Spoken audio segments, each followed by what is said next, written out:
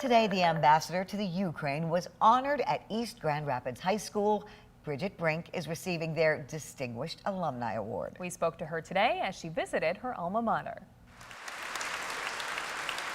Students and staff at East Grand Rapids High School welcomed U.S. Ambassador to Ukraine, Bridget Brink, Wednesday. I can tell you, as a pioneer, it is awesome to see you all sitting there.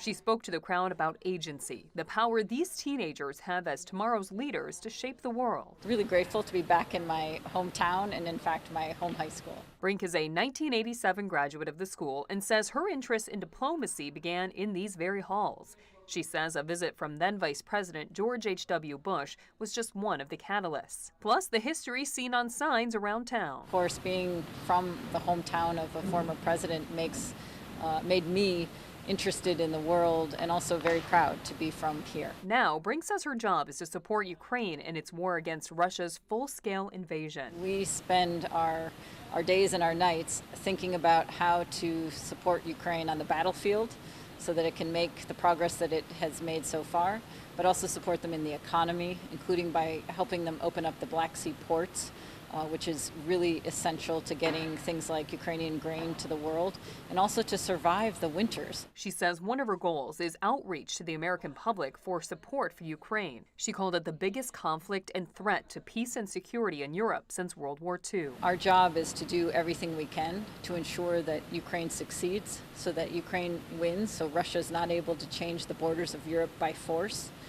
and that we protect not just Ukraine as a country, but also European security and our security. They're fundamentally linked. Brink has served as ambassador to Ukraine since 2022. She is the 14th recipient of the East Grand Rapids Schools Foundation's Distinguished Alumni Award.